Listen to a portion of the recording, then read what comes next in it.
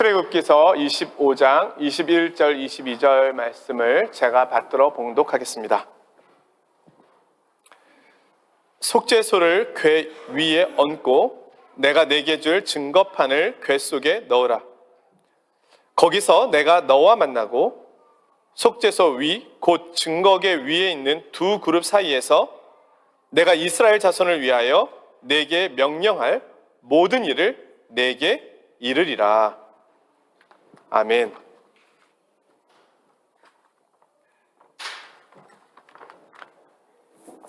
신은 위대하다. 알라후 아크바르. 팔레스타인 무장정파인 하마스가 이스라엘 남부 네게브 사막에서 수천 명이 모여 페스티벌을 즐기고 있던 현장을 공격하였습니다.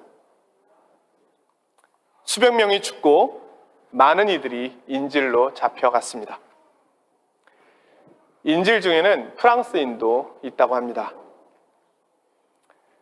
이스라엘은 하마스와 전쟁을 선포하였고 세계 각국은 이 전쟁이 중동 지역으로 확전될 것에 대하여 염려하고 있습니다.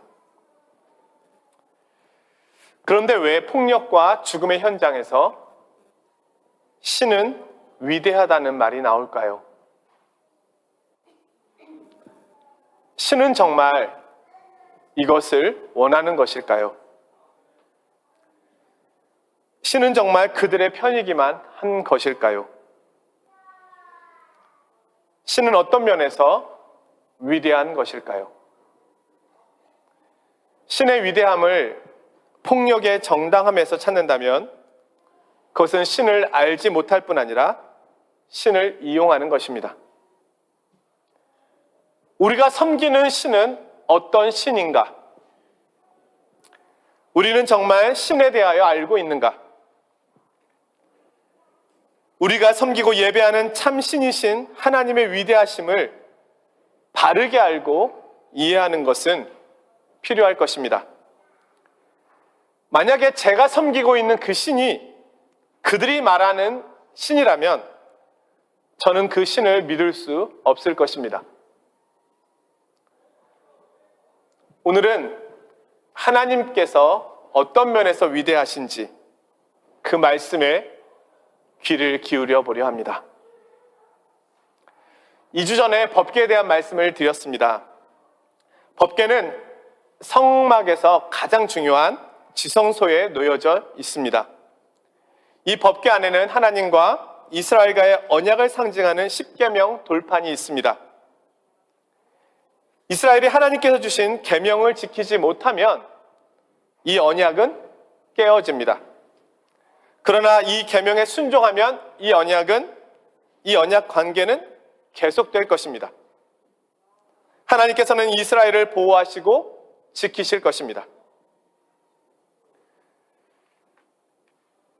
그러기에 이스라엘 백성들은 전쟁을 나갈 때 이 언약과 하나님의 임재의 상징인 법궤를 앞세워 나가 싸웠습니다.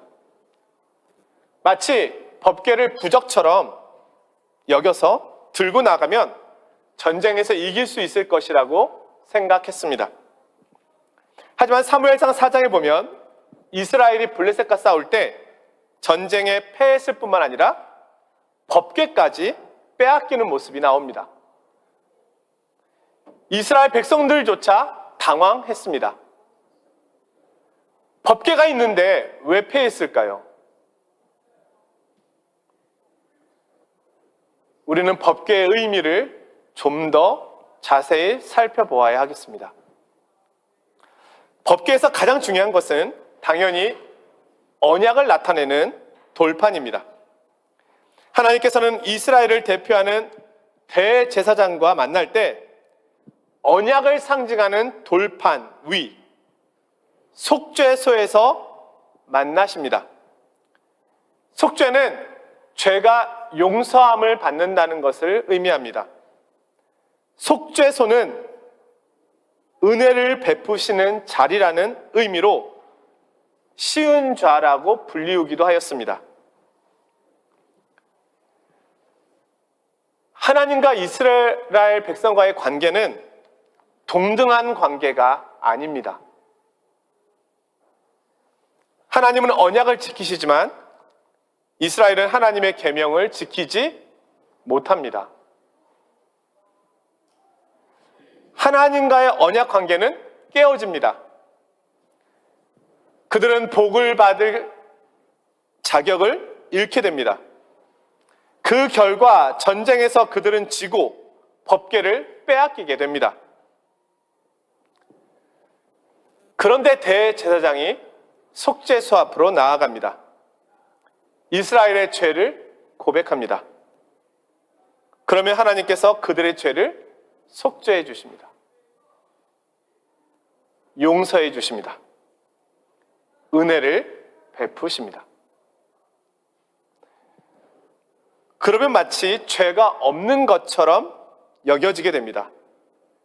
그럼으로써 하나님과의 언약 관계는 계속되는 겁니다.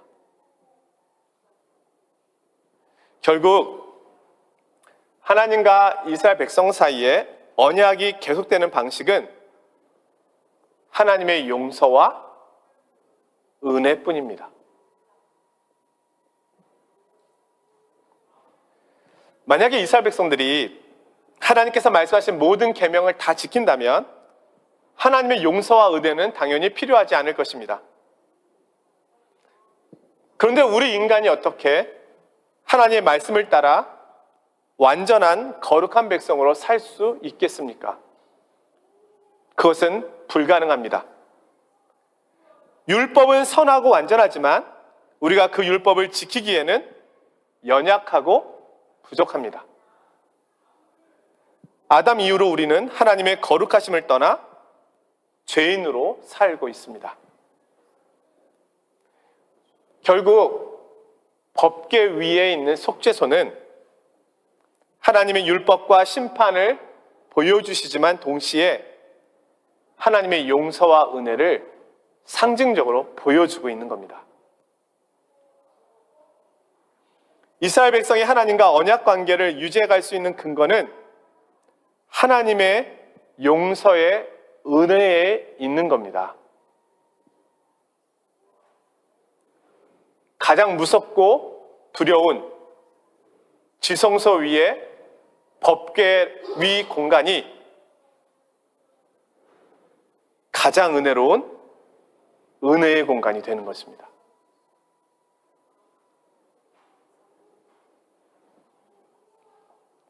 그런데 조금 더 생각해 보겠습니다.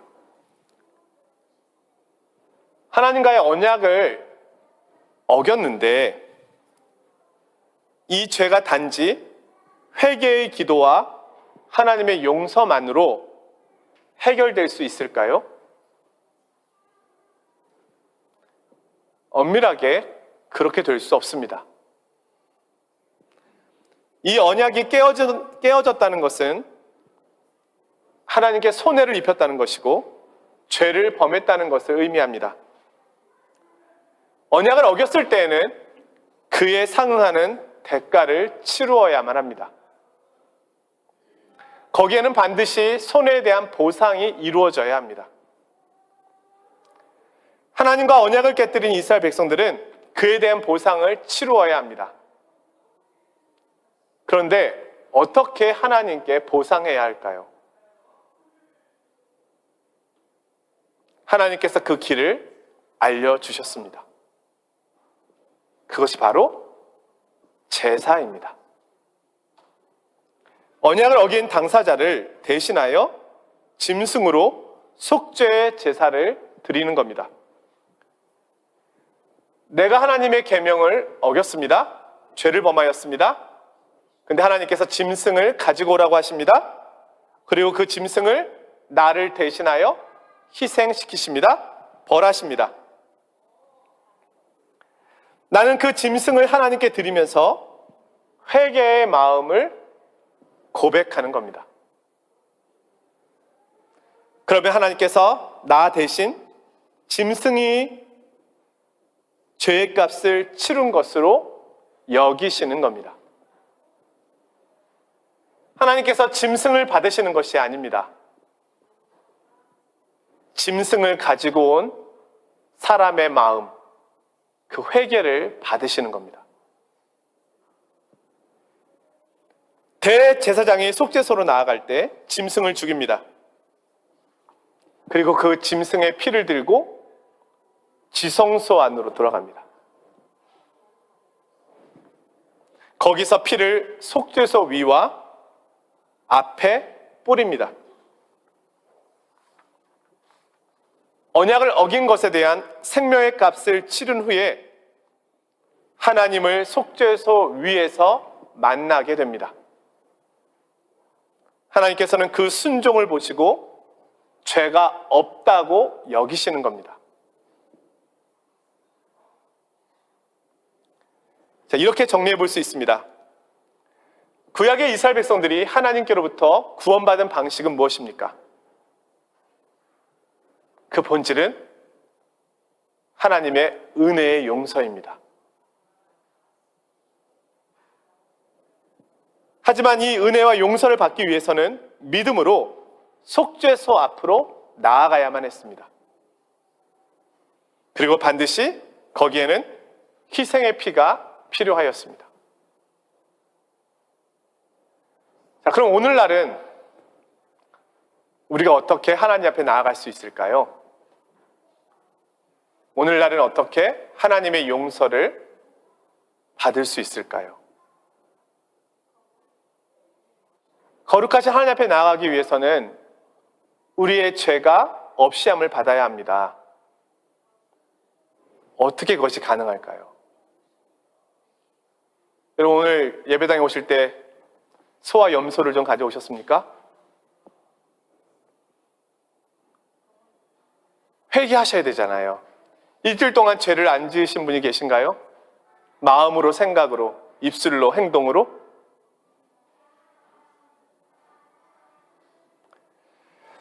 제가 몇 년 전에 예루살렘에 방문한 적이 있습니다. 거기에 예루살렘 박물관이 있거든요. 그 박물관에 유대인의 제3성전 모형도가 있었습니다. 제1성전인 솔로몬 성전이 바벨론에 의하여 무너졌습니다. 그리고 포로기에서 돌아온 이스라엘 백성들이 스룹바벨을 중심으로 하여 모여서 제2성전을 세웠습니다. 예수님 당시에 그 스룹바벨 성전을 수리해서 헤롯 대왕이 크게 성전을 확장했습니다. 그것이 제2성전입니다. 지금은요, 성전이 없습니다. 그런데 제3성전을 세우겠다는 겁니다. 그 모형도가 박물관에 있습니다. 그런데 지금 솔로몬 성전이 세워져 있었던, 스룹바벨 성전이 세워져 있었던 그 성전터에는 알-아크사라고 하는 모스크가 세워져 있습니다.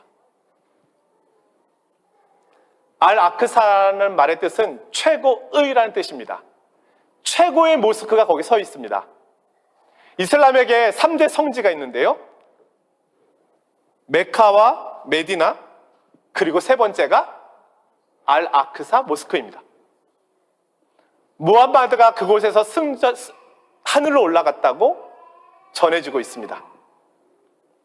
하지만 이스라엘 백성들에게 있어서는 이곳은 아브라함이 이삭을 바쳤던 돌이 있는 곳입니다. 이스라엘은 이곳에 다시 성전이 세워질 것이고 그때 메시아가 다시 오실 것이라고 기대하고 있습니다. 그래서 이곳을 이스라엘도 양보할 수 없고 팔레스타인 이슬람들도 양보할 수 없습니다. 이번에 하마스가 이스라엘을 공격하면서 공격 작전명을 알-아크사 홍수라고 불렀습니다. 이스라엘이 몇 개월 전 알-아크사 사원에 진입했던 것에 대한 보복이라는 겁니다.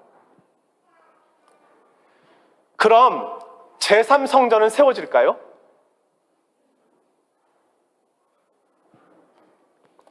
이것을 이해하기 위해서는 우리가 신약의 말씀을 보아야 합니다. 지난주에 말씀드린 것처럼 신약시대, 오늘날 우리 시대에는 법궤가 없습니다. 그러면 도대체 속죄소는 어디 있습니까? 우리는 어디로 가야 우리의 죄를 용서받고 하나님의 은혜 안으로 들어갈 수 있게 될까요?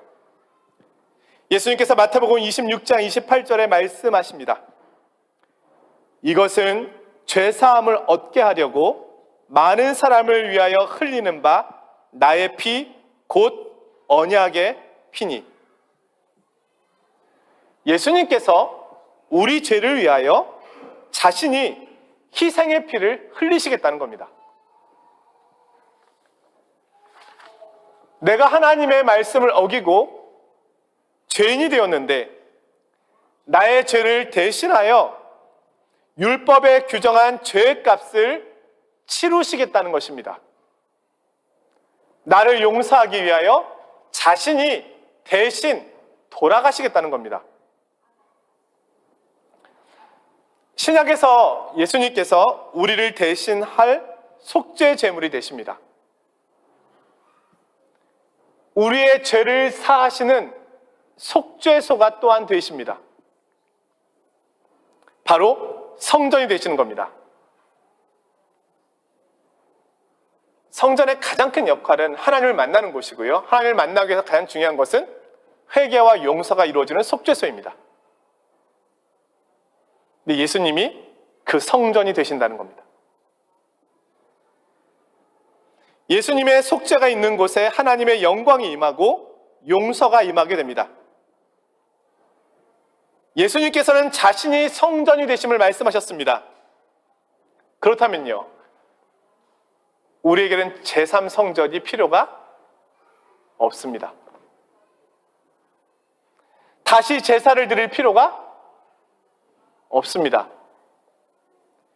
예수님께서 율법의 완성이 되십니다. 요한복음 2장 19절에서 21절의 말씀입니다. 예수께서 대답하여 가라사대 너희가 이 성전을 헐라 내가 사흘 동안에 일으키리라. 유대인들이 가로되 이 성전은 46년 동안의 지역권을 내가 3일 동안에 일으키겠느뇨 하더라. 그러나 예수는 성전된 자기 육체를 가리켜 말씀하신 것이라. 여기에 하나님의 위대하심이 있습니다. 신의 위대하심은 여기에 있습니다. 신이 나를 용서하기 위하여 고통의 자리로 내려가시겠다는 겁니다. 죄의 값을 대신 받으시겠다는 것입니다. 나를 정죄하고 심판하는 일은 쉬운 일입니다. 율법이 정한 일입니다. 그런데 나를 용서하고 살리는 것은 쉽지 않습니다. 죄의 문제가 해결되어야 합니다. 하나님 앞에서 거룩해져야 합니다. 율법의 요구를 충족시켜야만 합니다. 그런데 하나님께서 친히 인간이 되셔서 나를 용서하시기 위하여 희생 제물이 되시겠다는 겁니다. 죄를 지은 것은 나입니다. 심판을 받아야 하는 것은 나입니다. 하나님의 이름과 명예에 손해를 끼친 것은 나입니다. 내가 잘못했는데 하나님께서 나를 대신하여 심판을 받으시겠다는 겁니다. 하나님께서 대신 손해를 받으시겠다는 겁니다.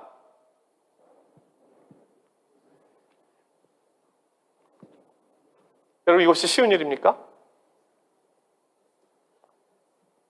여러분에게 손해를 끼치는 사람들이 있잖아요. 물질로, 말로, 행동으로, 때로는 나의 자존심에.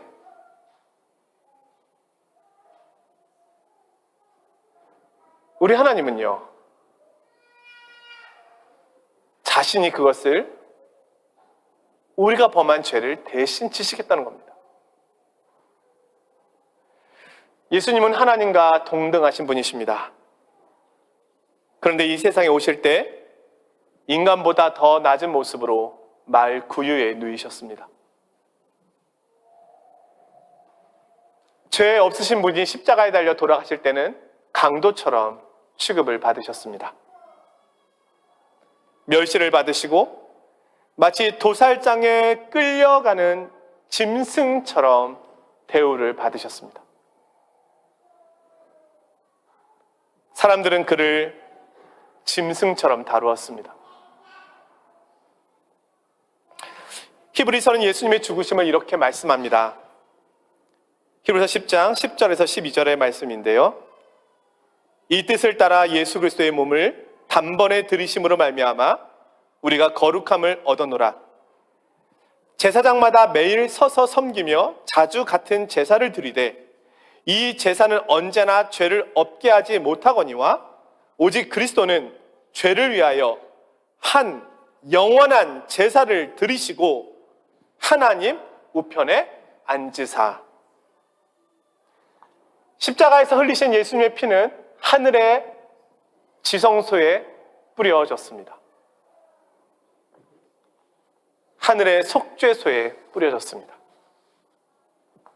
죄 없는 이의 피가 그곳에 뿌려졌습니다. 우리를 대신하여 그 피가 뿌려졌습니다. 생명의 값이 치러진 것입니다. 하늘의 지성소로 나아가는 문이 그로 인하여 우리에게 열려졌습니다. 하나님의 용서와 임재와 영광이 죄사함이 있는 그곳에 가득하게 되었습니다. 지금도 우리가 하나님을 만나는 곳이 어디입니까? 십자가의 예수 그리스도 그 보혈의 피를 통하여 나의 죄가 회개되어질 때 용서함을 받는 그곳에 하나님의 영광과 임재가 나타납니다. 그것이 속죄소가 되는 것입니다.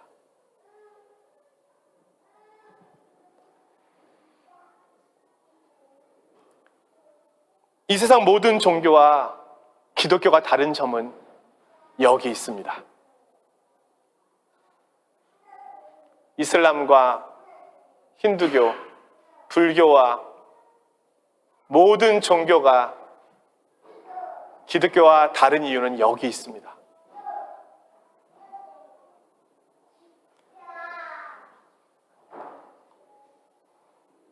신이 인간을 구원하기 위하여 인간이 되시고 내가 받아야 될 심판을 대신 받으셨다는 겁니다.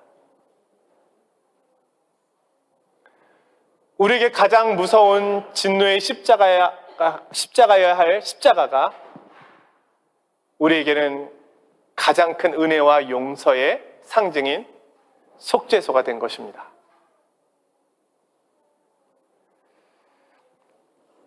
우리가 이 신의 사랑과 이 섬김을 다 이해할 수가 없습니다.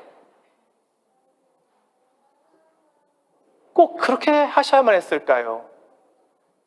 나를 위해서 꼭 그렇게 하셔야만 했을까요? 나를 위해서 그렇게 고통을 당하셔야만 했을까요?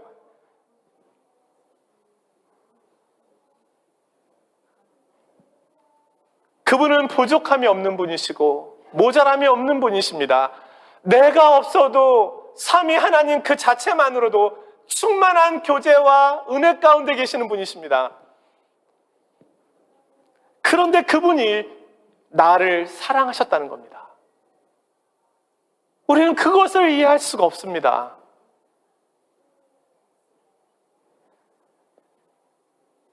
나를 불쌍히 여기셨습니다. 나를 위하여 자신을 낮추시고 죽기까지 하셨습니다. 이것은 신비입니다. 미스테리한 일입니다. 이 세상에 한 번도 존재하지 않았던 일입니다. 섬김을 받으셔야 될 그분이 나를 섬기셨다니요. 목숨을 버리시면서까지. 그리고 우리와 함께 하기를 원하셨습니다. 이것이 신이 위대하신 이유입니다. 폭력이 아니고 쟁취가 아니고 빼앗는 것이 아니라 죄인을 위하여 자신의 목숨을 내어주기까지 하시는 그 신의 사랑이, 그것이 가장 위대한 것입니다. 주님의 높고 위대하심을 내 영혼이 찬양하네. 구약에서 이스라엘 백성들은 희생 제물에 피를 뿌리며 하나님께 나아가서 속죄소에서 하나님을 만났습니다. 거기서 하나님의 죄사함의 은혜가 이루어졌습니다. 오늘날 우리가 하나님을 만나는 곳도 속죄소입니다. 오늘 우리는 예수 그리스도의 희생과 그분의 죽으심을 통하여 죄사함의 은혜를 받는 것입니다.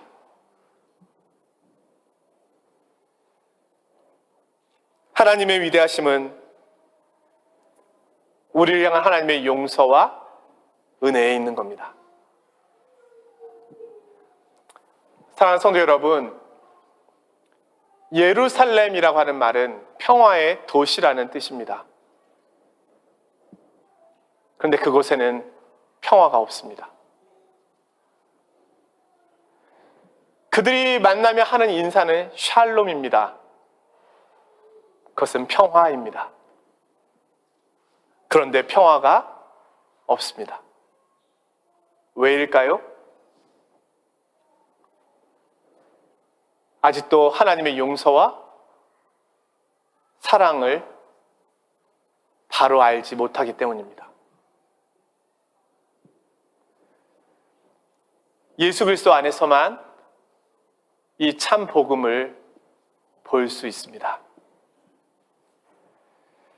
우리는 하나님의 은혜를 받았고 하나님의 용서를 받았고 이 은혜와 용서를 전하며 증거하는 자리에 있습니다. 오늘 우리는 하나님의 용서와 놀라운 은혜를 받은 자처럼 그렇게 살아야 하는 것입니다. 말씀을 준비하면서 마지막에 이런 생각이 들었습니다.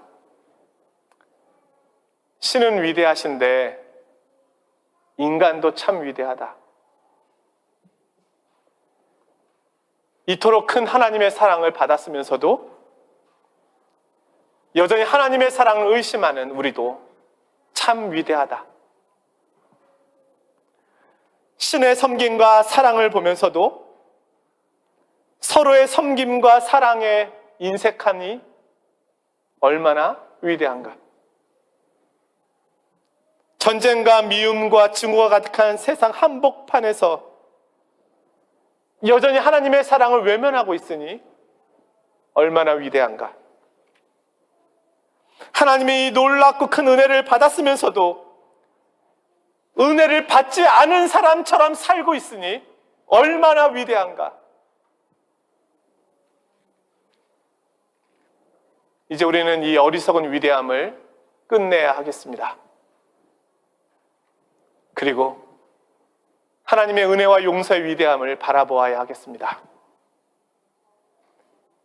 은혜 받은 자처럼 살고 이 은혜를 증거하는 자로 살아가야 하겠습니다. 이 세상의 소망은 교회밖에 없습니다. 그리스도인밖에 없습니다. 이 은혜의 평화의 소식을 증거할 자는 하나님의 은혜와 용서를 맛본 그리스도인밖에 없습니다. 저와 여러분, 이 평화의 증인으로 이 세상 한복판에서 화해의 삶을 사시기를 주님의 이름으로 간절히 축원드립니다.